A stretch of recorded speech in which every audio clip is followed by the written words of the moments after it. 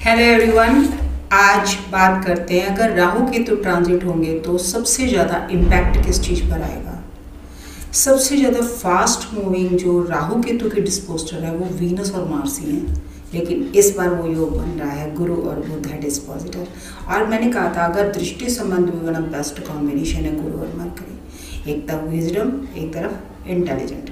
जब गुरु और बुध का दृष्टि संबंध बनेगा यानी गुरु की दृष्टि 5-9 पर होगी, गुरु का दृष्टि संबंध बुध पर होगा, लेकिन इम्पैक्ट कहाँ आने वाला है? वर्गो और पाइसेस। लगन लेना है, राशि नहीं लेनी। हमेशा राशियों के पीछे मत भागो। शरीर पर इम्पैक्ट आता है, राशि विचारों पर क्या इम्पैक्ट आता है? विचार तो बदलते रहते हैं, तो आप लोग राशियों के पीछे भाग रहे हो। पहले तो वर्गो में किसी का स्टार नहीं होना चाहिए, कोई भी स्टार वर्गो में नहीं आना चाहिए, क्योंकि ओरिजिनल ये डिस्प्यूट साइन है और भगवान का लाख लाख शुक्र है मुझे कोई नहीं मिला। और वहाँ पर क्या हो रहा है? केतु ट्रांजिट हो रहा है, वहाँ मेरा कोई स्टार नहीं है, कोई भी स्टार नहीं है।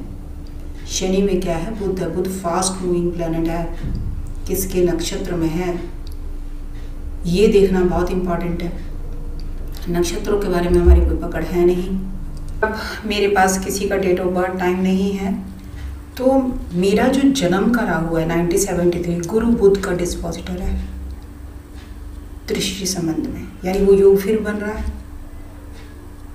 ठीक है, अब क्या देखना है कि वर्गो लगन में कोई स्टार होना नहीं चाहिए। अब हमारे पास किसी की कुंडली नहीं है, वर्गो में आपका चंद्रमा है, अगर वहाँ से केतु ट्रांजिट होता है, पहले कारक तत्व को लेना। चंद्रमा किसका कारक तत्व है और कहाँ का लॉर्ड है? वो 11th लॉर्ड होके लगन में बैठा हुआ है और ऊपर से ट्रांजिट हुआ, तो मम्मी बीमार करेगा। केतु क्या है? सेपरेट कर देता है। जो बच्चे पढ़ने वाले होंगे अब्रॉड जाने का योग बना देगा। केतु मतलब यहाँ से जाना, सेल्फ को पाना। ओरिजिनल मरकरी ज़ोडिएक बेल्ट में बुध क्या है? महात्मा बुध है। तो उनकी जर्नी क्या थी? उन्होंने राजपाट त्याग कर अपनी जर्नी को स्टार्ट किया था। तो सबसे टफ जो ज़ोडिएक बेल्ट में और सबसे सेल्फिश साइन वर्गो है। कैलकुलेटिव है ना बहुत। एक ऐसा प्लैनेट सिर्फ मरकरी है जो अपने घर में एग्जॉल्टेशन, उसकी मूल त्रिकोण राशि में हुई है वर्गो।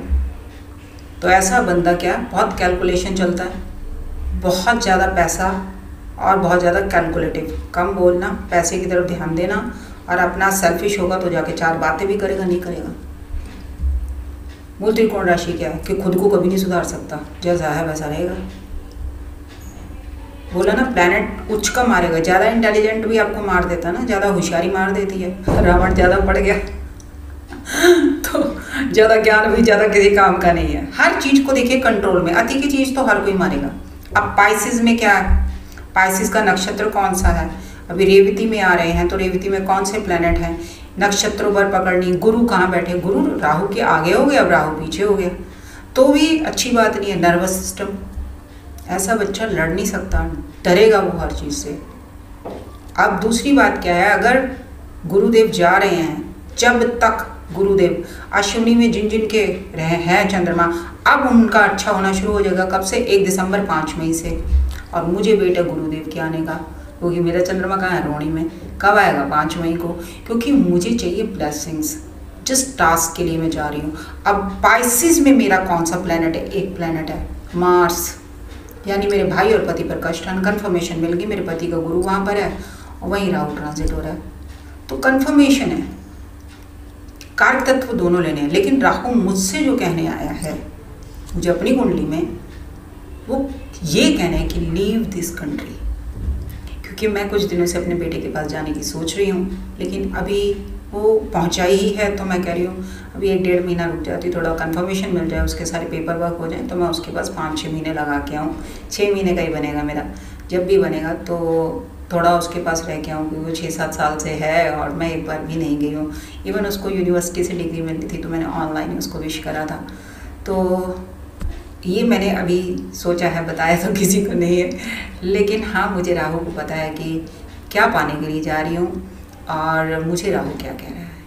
तो अभी हमारे पास क्या है ना, मेरे पास जो पंचांग है ये है, हमारे पास जो होता है मार्च तक का होता है पंचांग, तो पूरे अगले साल की मूवमेंट नहीं होगी मेरे पास ये मूवमेंट है मार्च तक की। लेकिन मैं आपको बता रही हूँ कि मेन किसका आएगा, जिसका पाइसेस लगन है और जिसका लगन वर्ग है, अगर यहाँ कोई प्लैनेट है, अब जैसे मैंने कल अपलोड करा है, जुपिटर है इनका, डोनाल्ड ट्रंप का, अब तबीयत खराब होगी। अब मैं इलेक्शन थोड़ी देखूंगी, पहले तबीयत देखूंगी। पता है ना बंदे का कौन सा प्लैनेट वहाँ पर है। मेरी सिस्टर सिंह लगन, उसका वर्गों में है गुरु, कंफर्मेशन उसकी बेटी की कुंडली से मिल गई। पाइसेस में उसका चंद्रमा भी है, गुरु भी है और राहु, और एग्जैक्ट वो वही डिग्री से निकल रहा है। तो मेरी बहन की तबीयत, उसका लग्नेश हो गया, कर्क लगन की है वो, और उसकी तबीयत भी खराब। तो कंफर्मेशन के लिए हमारे पास क्या चीज़ है? कुछ भी नहीं, शरीर ही नहीं है, बस अपलोड कर दो। आप क्या सिर्फ दिमाग से चलते हो? आत्मा नहीं है आपकी, दिल नहीं धड़कता आपका। यानी शिव पार्वती का संगम है। अगर कोई ह्यूमन बॉडी में आता है, ब्रह्मांड पूरा क्रिएट करता है एक पूरी ह्यूमन बॉडी को, मेल और फीमेल के क्रोमोसोम इस चीज़ को लेके आए हैं। अब क्या है? राशि।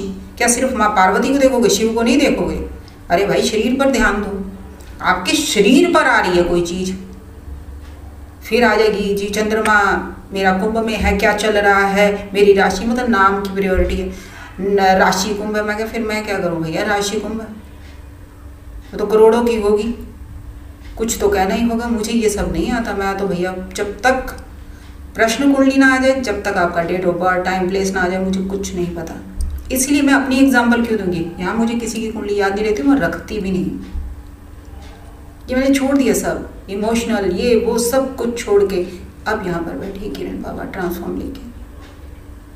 मुझे जो बताना है सत्य बताना है।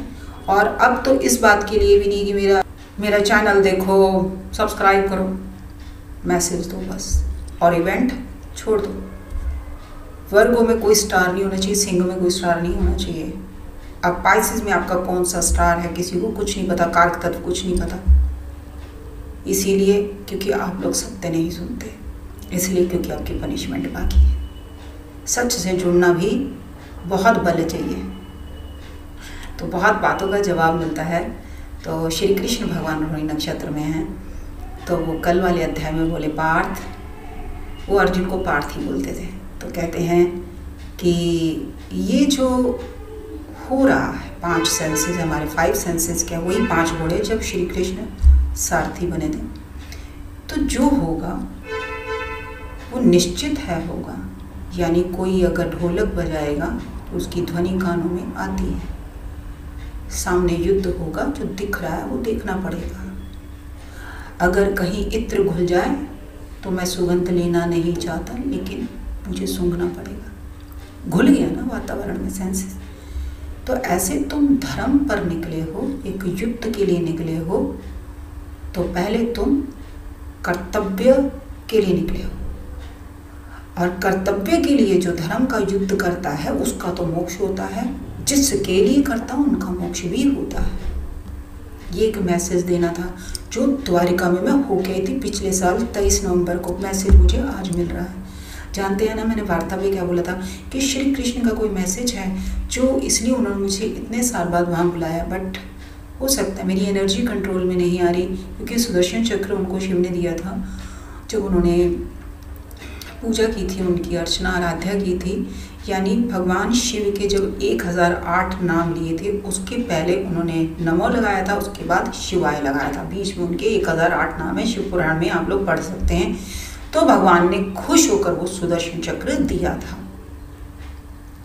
तो आज ये मैसेज मिला है कि धर्म और सत्य से जो जुड़ता है उसका तो मोक्ष है ही है, क्योंकि वो कर्तव्य के लिए लड़ता है। हर कोई ज्ञानी है, लेकिन हर कोई धर्म पर नहीं चलता। ये है मैसेज वो जो मुझे आज मिला। मैं नहीं जानती मैं वीडियो कब अपलोड करती हूँ, क्योंकि मेरे लिए रिकॉर्डिंग बड़ी मैटर करती है टाइम को बचाने के लिए। तो अब ये कहना कि आप मेरे चैनल को लाइक करें, शेयर करें, सब्सक्राइब करें। आप देख लिए हेलो करते कंटेंट स्टार्ट। मैं एक ही आज से अपनी टैगलाइन बदलती हूँ, जिसको सत्य से जुड़ना होगा, जिसको कर्म से कर्मठ होकर मुझसे जुड़ना होगा, वो ब्रह्मांड में कहीं होगा, लैंग्वेज में होगा। यानी चाइना रहता होगा, रशिया रहता होगा, कहीं भी अगर उसका मेरा कार्मिक अकाउंट है, और ये राहु क्या है मेरा परम नीच डिग्री पर, राहु इज़ ए फार्मर। तो क्या है कि वो उस चीज़ को पूरा करेगा ही करेगा। मुझे नहीं भी आता तो भी मैं उस तक मैसेज पहुंचाऊंगी। ये सिर्फ क्या है कर्म। लेकिन आप सत्य और यथार्थ से जुड़े बस। अगली बार मिलते हैं एक और सच के साथ।